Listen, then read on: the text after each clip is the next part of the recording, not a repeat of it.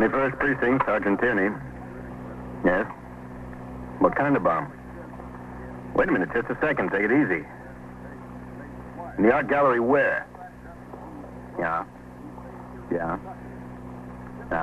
You are in the muster room at the 21st Precinct, the nerve center. A call is coming through.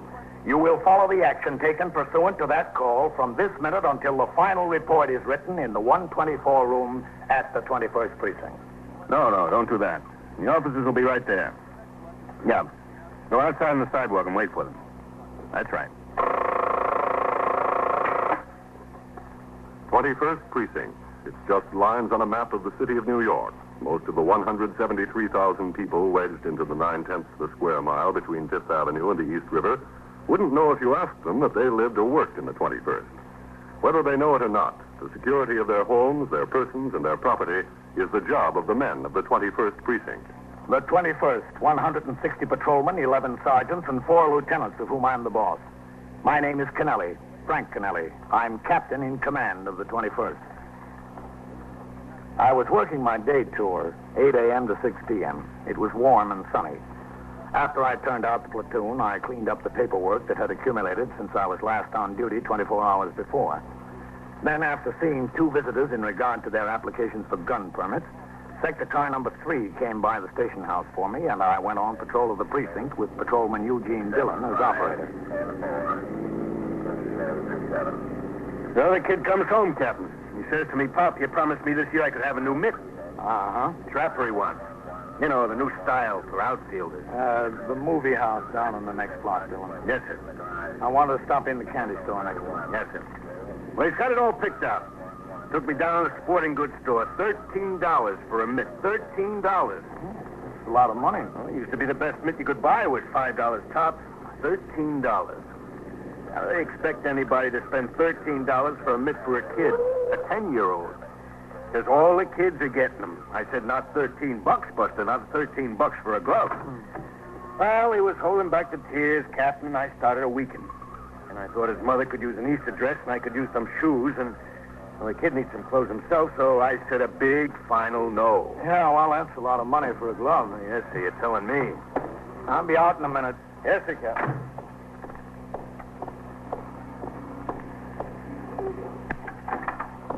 Oh, Captain, hello. Hello, Mr. Wolfschmidt. So it was a pleasure, Captain. I stopped by to tell you that we're going to have to do something about that element that's beginning to hang out here at night, Mr. Wolfschmidt. What can you do? A soda, Captain? No, thanks. Not even a small chocolate? Nothing, no thanks. You think I want those kids in here, Captain? I don't want them. I try to discourage them. I don't let them read the magazines or the newspapers, but they come in here anyway. I don't want them. You tell me how to get rid of them. I'll be the first one to agree. Well, the manager of the movie is complaining they're annoying the people on the way to and from the theater. Captain, believe me, they annoy my regular customers. They annoy me. Who needs them for a 10-cent soda here and a nickel candy bar there? I don't need them. But every night, there they are. And to tell you the truth, I'm a little bit scared of them myself. These 14, 15-year-olds. Bullies. Tough talkers. You show me what to do, and I'll do it. Keep them away from here. Yes, Dillon. Phone came over. I think you want to roll on. Yeah? Broadstone Gallery on Madison Avenue. They got a phone call. A bomb was left in the place. A bomb? All right, let's go. I'll be back later, Mr. Wolfschmidt. Bomb? That sounds like my element in here. Go ahead, Captain. Any other information? No, sir. The dispatcher gave the call to sector cars 1 and 2. No other details. Okay. You better go across and down Park. Yes, sir. $13. What'd you say, Dillon? I said $13, Captain. $13 for a glove.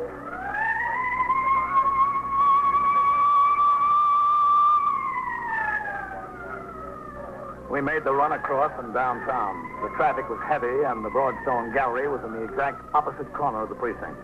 It took nearly 5 minutes. As we sped to the scene, I called to mind a picture of Broadstone. It was a combination auction room and art gallery. Good reputation, large sales of estates and collections. Showings by famous painters and sculptors. Located on the ground floor of an apartment building. One large room with offices on a balcony. When we turned the corner into Madison Avenue, there were 4 police cars in the block. Cops were keeping the sidewalks clear in front of the gallery. The crowd was being held across the street and 50 feet on each side of the store.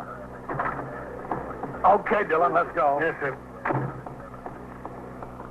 All right, Sergeant Jackson, Captain. Keep those people back. Get them across the street. Sergeant? Yes, sir, Captain. Now, what do we got? There was an anonymous phone call. The caller said he put a bomb in the place. There was an auction in progress, 40 or 50 people. We got them all out. Any sign of the package or anything, Sergeant? We haven't looked, Captain. The first job was to get the people out. Good. Well, what happened? Did you find anything? We haven't looked yet. This is Captain Kennelly, Mr. Broadstone. How do you do? Well, this is absurd. It's really absurd. I can't think of any reason any person in his right mind would make such a call. Well, maybe he's not in his right mind, Mr. Broadstone. Let's take a look inside, Sergeant. Yes, sir. Dillon? Yes, sir? A joke. Must be a joke. Mr. Broadstone. Yes? You better get back behind the line.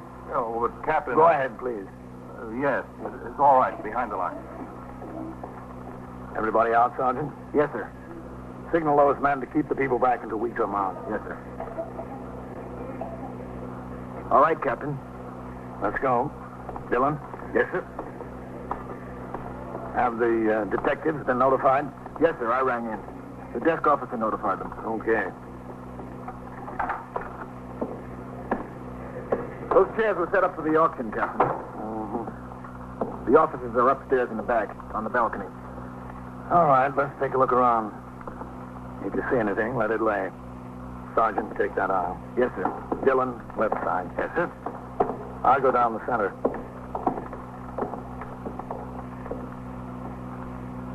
Go ahead. There's a room on the side there, Captain.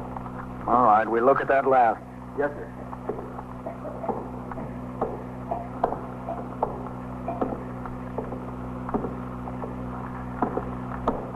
Anything, Dillon? No, sir.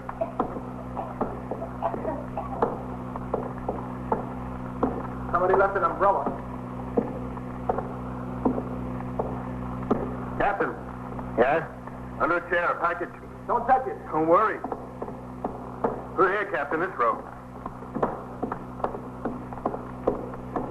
There it is, Captain. See it? Yeah.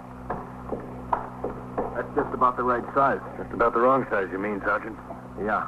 Well, it can't stay here. No, sir. Can you move that chair without disturbing it? Yes, sir. Easy. Oh, that's good. All right. Move that one too, Dillon. Yes, sir. That's good. Well, I don't hear anything ticking to you. No. See that big, heavy carpet on the platform up there, Sergeant? Yes, sir. It was being auctioned off. If we get it under there, that'd hold any blast down to a minimum. Yes, sir. We could fold the rug over the box a couple of times, but the rug is too heavy to carry over here. All right. We take the box over there. Go on over, Sergeant. Lift the corner of the rug up. Yes, sir. Let me know when you're ready.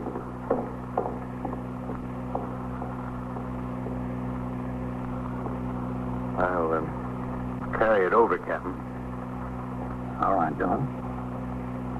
You ready, Sergeant? All set. Well, Easy now. shows nothing.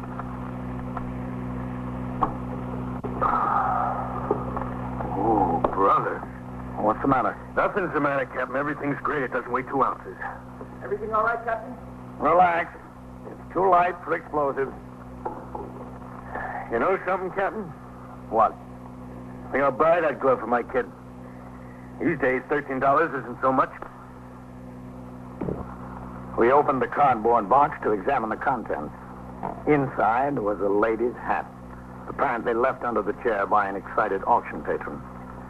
By that time, Lieutenant Matt King, commander of the 21st Squad, had arrived on the scene with 2 of his detectives.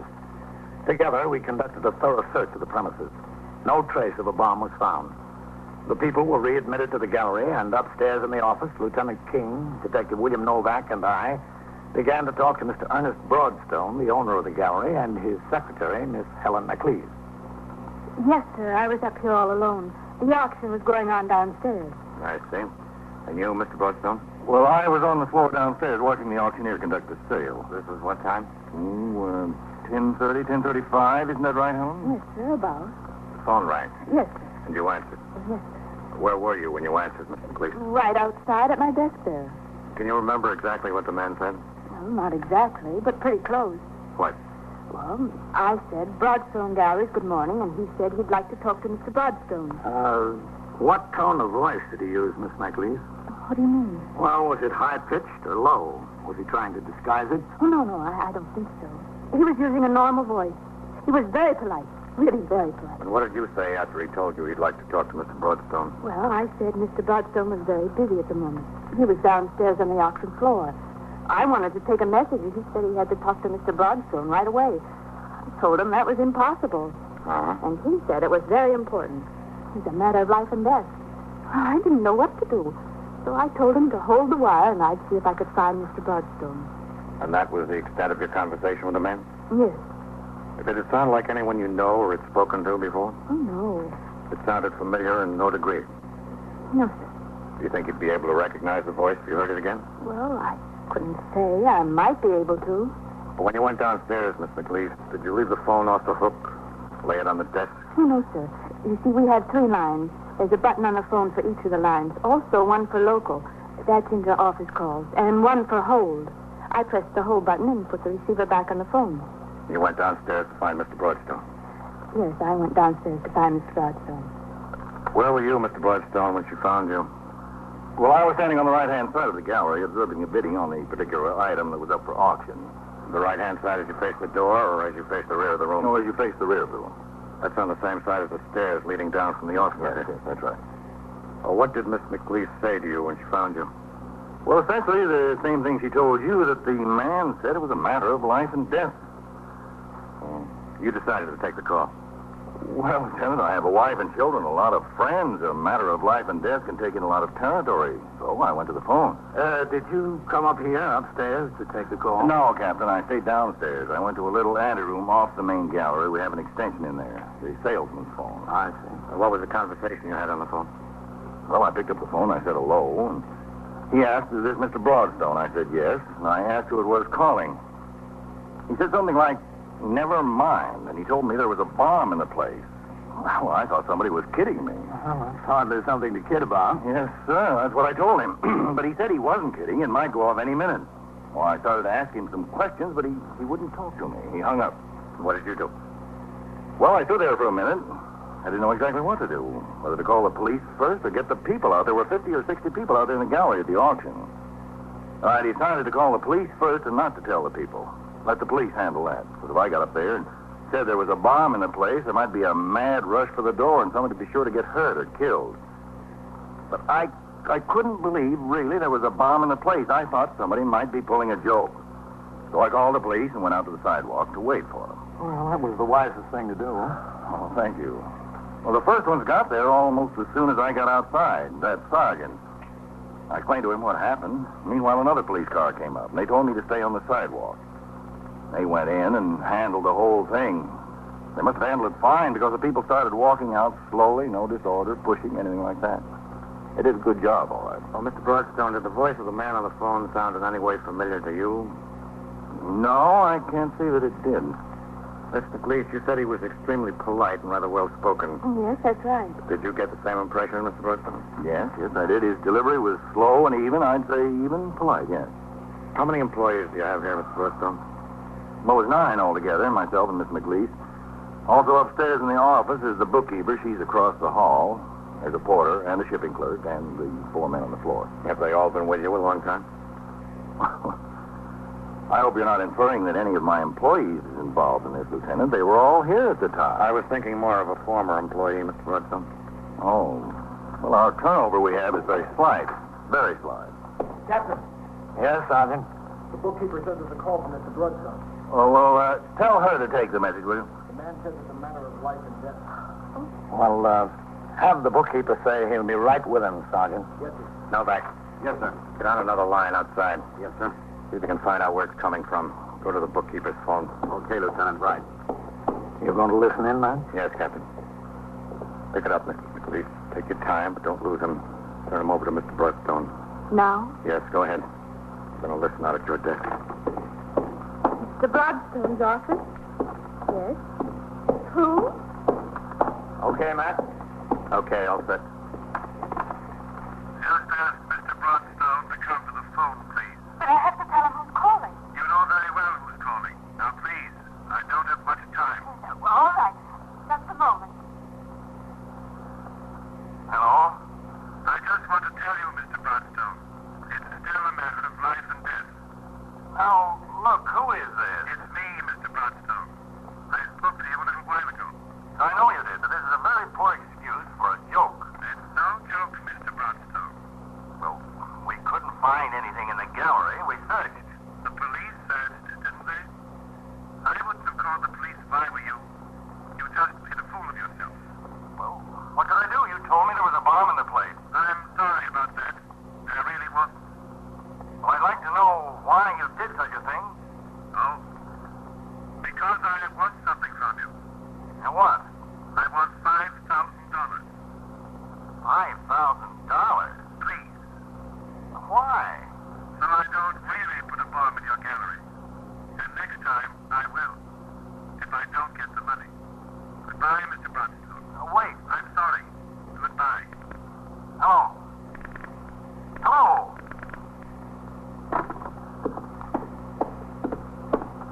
$5,000 he wanted. You heard him, Lieutenant, didn't you? Yes, I heard him.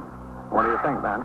Sounds like a psycho to me, Captain. I'm scared. I'm really getting scared. Well, there's nothing to be afraid of, Miss McLeese. Oh, well, you can say that. He didn't threaten to bomb the police station. He threatened to bomb my place of business. Lieutenant, Yes, Novak. we couldn't trace the call. Didn't stay on long enough. Another minute and maybe we would have made it. Oh, that's too bad. Well, now how can you catch him, Captain? I don't see how you can possibly. We will. This had to happen to me. Why did it have to happen to me? Nothing's happened to you yet, Mr. Broadstone. We'll try to see that it doesn't. Lieutenant King was soon convinced that the man we sought was not a professional extortionist. A telephone check with the Bureau of Criminal Information showed that no complaint of this type had been reported in a considerable period of time anyplace in the city, although extortion by threat to bomb was once quite common. He leaned rather to the theory that the call was from a disgruntled and psychopathic former employee or a disappointed artist whose work had been turned down by Mr. Broadstone. Two detectives, assisted by employees, were set to work on the records of the gallery to look for just such possibilities. In addition, Mr. Broadstone was questioned closely about his personal life. The threat might have its basis there. Mr. Broadstone said he was happily married and went out with no other women. He could think of no enemies he had made through business dealings. He discounted entirely the possibility of a personal vendetta. Lieutenant King, however, instructed two of his detectives to make a thorough check to verify Broadstone's assertions. By noon, all the uniformed officers who answered the call had been instructed to resume patrol, and the case was left entirely in the hands of the detectives. I returned to my other duties. At 4 p.m., I turned out the platoon for the night tour, after which I worked with a 124 man at our first attempt to arrange the vacation schedule to the satisfaction of as many men as possible. At 6, I changed to civilian clothes, signed the blotter, and left the precinct to go off duty until the following day, when I walked into the station house at 3:30 p.m. Hello, Captain. Go ahead, take the call. I'll sign the blotter. Yes, sir. 21st Precinct, Sergeant Jackson. Well, what's doing around here? Not much, Captain. Pretty quiet. Yes, sir. He just got in. Captain? Yeah? Lieutenant King wants to know if he can see you for a minute. Yeah, sure. Before the turnout? The captain wants to know before the turnout, Lieutenant. Yes, sir. Yes, sir. All right. Is he coming down? Yes, sir. He'll be right downstairs. Okay. There's some messages on your desk, Captain. I've got a couple more here. Oh, thanks. And Sergeant Collins went sick. No? What's the matter with him? His wife rang in. She says it looks like the virus. He's got a doctor coming. Okay. Is Lieutenant Snyder in the house yet? I didn't see him come in, Captain. I'll tell him to come into my office when he gets here. Yes, sir. I'll be in there. 21st Precinct, Sergeant. Hello, Captain. Oh, Matt, come in. Thanks. How do you know it's suspicious? Sit down, Matt. Yeah, thanks. I want to talk to you about that bomb case at Broadstone Gallery, Captain. Yes, man. How are you doing on it? Nothing. I haven't heard from the boy again. No? No, sir. I've had two men planted over there around the clock. I've had a man planted at Broadstone's apartment building. Well, how does his story check out? Oh, he's all right. No women. Pretty square dealer in business. No enemies that we could find. Good reputation all around. Mm-hmm. Well, how can I help you, man? Well, the squeals are piling up on me, Captain. I've had almost the whole squad tied up in this thing since yesterday morning. I've got 2 men planted over at the gallery now. They close at 6 o'clock. Last night I had men sitting outside in the car all night. I want to pull them off. Yeah? This guy's a psycho for sure. If he's going to put a bomb in there, he won't do it at night. I don't think. But just in case, what I'd like is for you to instruct your men on post over there and the sector men to take a look as often as they can. Yeah, sure, man. But what are you going to do when they open up tomorrow? Well, I'll send a couple of my best hawkshaws over there when they open up in the morning. All right, man, I'll give the instructions. Excuse me. 21st Precinct, Captain Kennelly. Sergeant Jackson on TS, Captain. Novak is ringing in for Lieutenant King. All right. Novak for you, man. No, thanks. He's one of them over there. Lieutenant King. Just a second, Lieutenant. Go ahead. Lieutenant King. Novak, Lieutenant. Yeah, what is it, Novak? Mr. Broadstone got a letter from the bombardier. Just now? Well, he was out this afternoon. He just got back. When the letter came, the secretary put it on his desk unopened. It was marked personal. What's it say? Well, just a second, Lieutenant. No, that's all right. I can see it. Made up of words cut out of a newspaper and pasted down. It says, deliver $5,000 by tonight at midnight. You must not fail. As I said, this is a matter of life and death. That's all? Yes, sir, that's all. Well, how do we know where the money's supposed to be delivered? Oh, that's no problem, Lieutenant. He signed his name and address. After getting further details over the phone, Lieutenant King instructed Novak to bring Mr. Broadstone and the letter into the station house. In the meantime, I turned out the platoon for the night tour at 4 p.m., giving special instructions to the men concerned to keep a close watch on the Broadstone galleries during the night. Lieutenant King told me the letter was signed Carlton Adbury. The address given was a pleasant apartment house on Madison Avenue, not too far from the Broadstone galleries. When Detective Novak and Miss Broadstone arrived at the station house, they were directed to my office where Lieutenant King was waiting. Come in. Thank you. You remember Captain Kennelly and Mr. Broadstone? Yes, of course. Sit down, Mr. Broadstone. Yeah. Where's the letter? I got it, Lieutenant. Captain. Oh, thanks, man. Broadstone, do you know anyone named Carlton Adbury? No. You ever heard of him? No, I can't say I have. Does it sound familiar? No, not at all, Lieutenant. If there is such a person, how could he be so foolish as to sign his name? That's the first question I'm going to ask him. But I'm grateful to him. Don't misunderstand me. Then you really think he's the right one? The story was in all the newspapers. Couldn't it be some crank, another person entirely? There are people like that. I've read about them. I've handled them, Mr. Broadstone. I read all the newspaper stories. Not one of them mentioned the fact that the man consistently referred to this as a matter of life and death. Oh. I think this is the right man. With Lieutenant King, Detective Novak, and Detective Whitey Howard, I left the precinct house a few minutes later. We drove to the Madison Avenue address given in the letter received by Mr. Broadstone. On arrival there, we asked for the manager of the apartment building. He was out. The elevator operator told us that a Mr. Carlton Adbury did in fact live in the building. He said that Mr. Adbury was a man of about 40, perhaps a little older. He had a reputation of being rather eccentric in his habits. He would stay in his apartment for days, or he would leave without luggage and not return for days. As far as the doorman knew, Mr. Adbury was in no financial difficulty. It was rumored he had an independent income. We had the doorman get the pass key and take us up. There it is. That one. Al.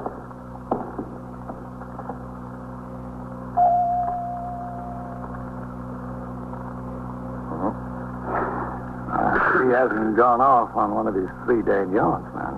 I don't think so. He's waiting for the 5,000. You want to try it again? It's coming. Yes? Mr. Carlton Adbury? Yes, just a moment. Yes? Oh. Did Mr. Broadstone send you, gentlemen? In a way, yes. Well, please come in. Have you been standing here long? I didn't hear the door at first, the electric razor, you know.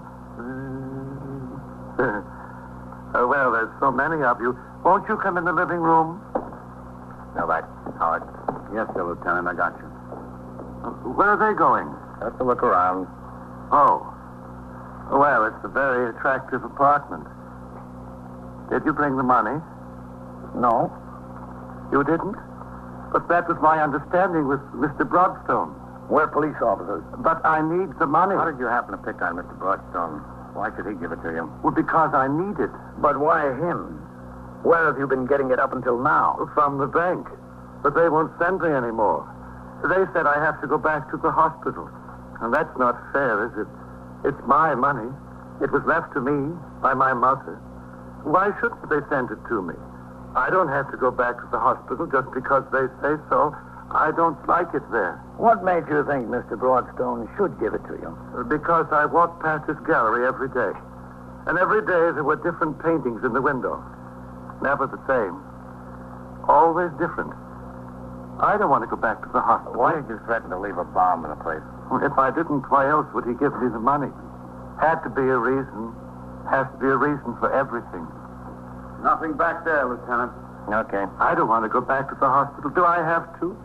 Is that where you're going to take me? Where's the stuff you were going to make the bomb out of? Oh, I wasn't going to make a bomb. I really wasn't.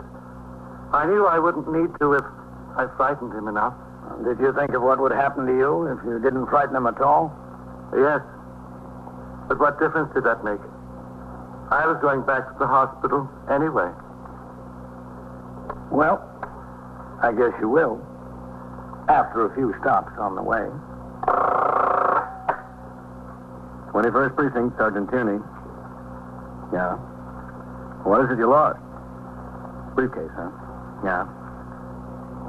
Well, where'd you get out of the taxi? Yeah. And so it goes, around the clock, through the weeks, every day, every year. A police precinct in the city of New York is a flesh and blood merry-go-round. Anyone can catch the brass ring, or the brass ring can catch anyone. 21st Precinct, a factual account of the way the police work in the world's largest city, is presented with the official cooperation of the Patrolmen's Benevolent Association, an organization of more than 20,000 members of the Police Department, City of New York. Everett Sloan in the role of Captain Kennelly, Ken Lynch as Lieutenant King. Featured in tonight's cast were Jan Owen, Terry Cotter, Bill Lipton, Don McLaughlin, Ken Delmar, and Ivor Francis. Written and directed by Stanley Niss. Produced for CBS Radio by John Ives. Art Hanna speaking.